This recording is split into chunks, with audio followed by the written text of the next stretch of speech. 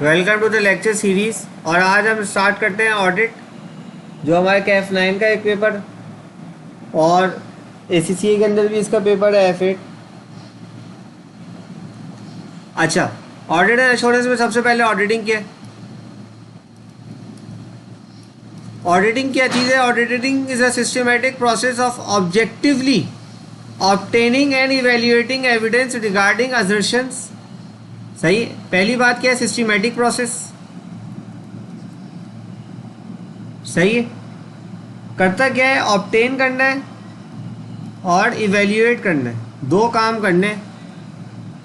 Evidence regarding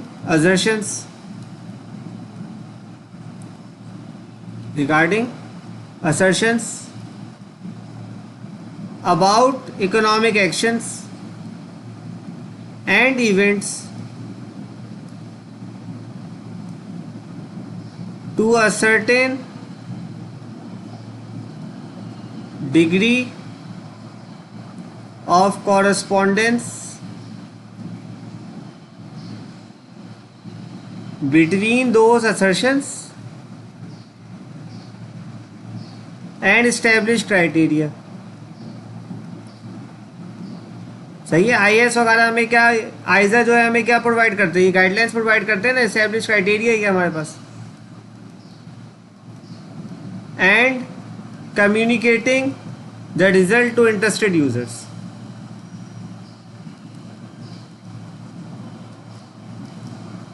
यानी हमारे stake holders जो भी इन्वॉल्व है उसके ऊपर। सही। अच्छा, असर्शन जो है, असर्शंस हमारे पास कौन कौन सी है? असर्शंस अबाउट क्लासेस और transactions and events for the period under audit कौन कौन सी? अकरेंस की होती है, कंप्लीटनेस की होती है, ऑथराइजेशन होती है, एक्यूरेसी होती है, कट ऑफ होता है, क्लासिफिकेशन होता है।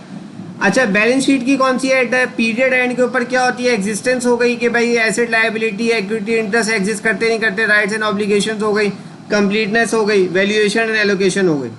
Assertions about presentation and disclosure क्या है कि भाई occurrence and rights and obligations कि डिस्क्लोज जो इवेंट्स एंड ट्रांजैक्शंस और other matters have occurred in the occurred and pertains to the entity. फिर क्या है? कंप्लीटनेस हो, disclosures that should have been included financial statement में पूरे के पूरे डाल दिया हमने। Classification and understandability of financial statements appropriately presented and describe है और डिस्क्लोजर्स आर क्लियरली एक्सप्रेस है। Accuracy and valuation of financial and other information is disclose Fairlie and appropriate amounts. तो ये हमारे पास कुछ असर्शंस है जो उसको हम लोग आगे चल के डिटेल के अंदर देखेंगे भी। अच्छा, पहली चीज़ हमने अभी देखी ऑडिटिंग। ऑडिटिंग के ऊपर हमने ज़रा बात कर ली। सिस्टमैटिक प्रोसेस हो गया। ऑब्जेक्टिवली क्या करता है? ऑब्टेन और इवेल्युएट करता है एविडेंस जो असर्शंस के खिलाफ और असर्शंस के साथ रिगार्डिंग असर्शंस है about economic condition events to ascertain degree of correspondence की जो हमने असर्शंस ली और जो स्टैब्लिश क्राइटेरिया हमें आइजाज के अंदर दिया हुआ है उसके जो रिजल्ट हम प्रोड्यूस करें और उसको कम्युनिकेट करें इंटरेस्टेड यूजर्स के ऊपर। अच्छा, अगर ये बच्चों ऑडिटिंग हो गई है तो मुझे एक बात बताएं, तो फिर ये दूसरी चीज़ क्या है जो अश्योरेंस है? अश्योरेंस से पहले एक और चीज़ आती है हमारे पास, क्या आती है? अटेस्टेशन। अटेस्टेशन क्या है? अटेस्ट करने के लिए आते हैं अक्सर। अटेस्टेशन क्या है? Attestation occurs when a practitioner is engaged to issue a report on a subject matter or an assertion about subject matter that is the responsibility of another party, जो किसी और की पार्टी हो। सही है। क्या? Auditors have a reputation for being independent and objective. पहली बात ये, as a result it is common for various parties to request the auditors to attest to information beyond historical financial information. However professional standards did not allow for such services and a separate set of attestation standard जो था वो 1986 के अंदर निकाले गए, attest करने का भी हो गया। सही है। बहरहाल अब जो हमारा जो कोर्स के हिसाब से वो क्या है? अश्योरेंस। फिर अश्योरेंस क्या चीज़ है? सर अटेस्टेशन तो था नहीं, आपने बता दिया। मैंने कहा बेटा बता दिया मैंने, वैसे है नहीं। अब अश्योरेंस के ऊपर आ जाए। अश्योरेंस सर्विसेज क्या है? 1990s के अंदर थोड़ा अगर पीछे जाते हैं तो अकाउंटिंग प्रोफेशन जो है बहुत ज़्यादा एक्सपेंड हो गया, ऑडिटर की जो एक्टिविटीज़ है वो बढ़ गई।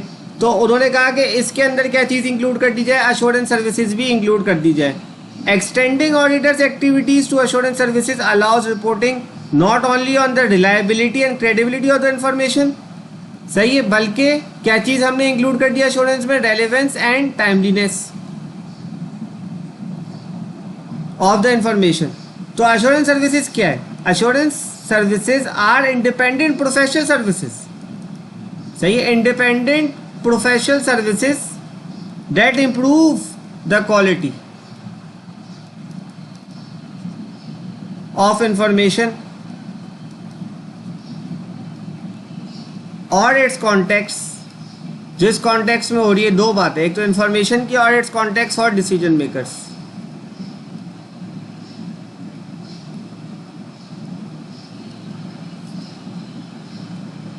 सही सर, आपने ये तो बात कर दी, लेकिन थोड़ा अब हमें स्टार्टिंग के अंदर जो काम की बात है उसके ऊपर आ जाते हैं. ये तो सिर्फ बेसिक डेफिनेशन हो गई.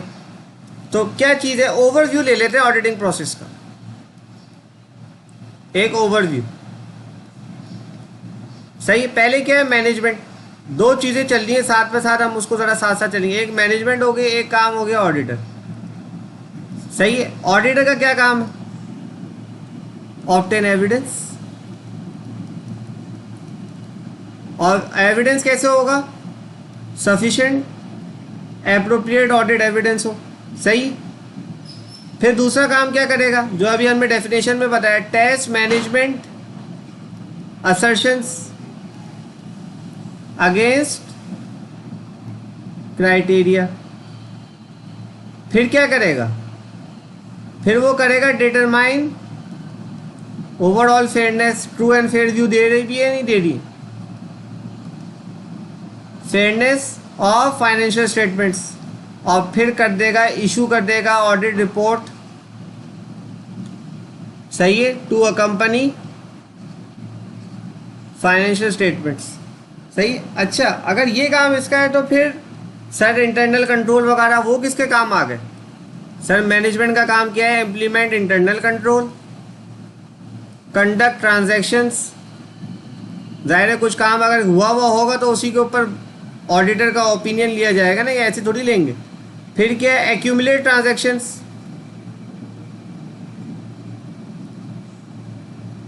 किसके अंदर करेंगे, अकाउंट्स एंड बैलेंसेस के अंदर, सॉरी इनटू अकाउंट बैलेंसेस.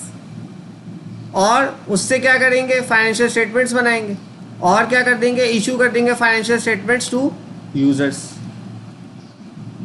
सही. ये इनकी सेपरेट रिस्पॉन्सिबिलिटीज हमने ये बता दी हैं कि ऑडिटर का क्या काम है और मैनेजमेंट का क्या काम है.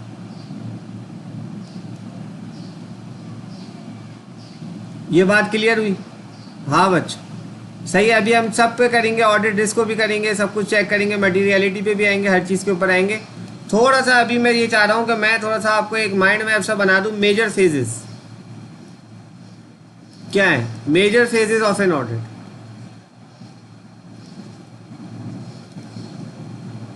पहला काम क्या है, क्लाइंट को लेना, यानी क्लाइंट एक्सेप्टेंस, या अगर पुराना ही क्लाइंट है तो फिर क्लाइंट एक्सेप्टेंस के बाद क्या है, कंटिन्यूएंस. सही है. फिर क्या है, ये बड़ा हम लोग डिटेल के अंदर पढ़ेंगे, प्रीलिमिनरी एंगेजमेंट एक्टिविटीज. फिर क्या, प्लान द ऑडिट. उसमें मटीरियलिटी वगैरह चेक करने के बाद वो ऑडिट प्लान करेगा, टेस्ट ऑफ कंट्रोल्स करने क्या करना है, सब्सटेंसिव को कितना लगाना है. Consider and audit internal controls.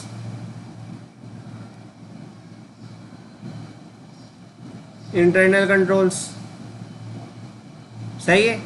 फिर क्या करेगा, audit business processes and related accounts. फिर करेगा कंप्लीट द ऑडिट. और आफ्टर कंप्लीशन क्या होगा, evaluate results and issue, evaluate and issue audit report.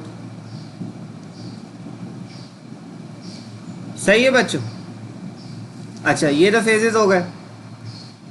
अब इसके ऊपर हम बड़ा डिटेल के अंदर जाएंगे. सबसे पहले जो चीज़ है, पहला फेज क्या है, क्लाइंट एक्सेप्टेंस वगैरह, उसके ऊपर अभी बात कर लेते हैं.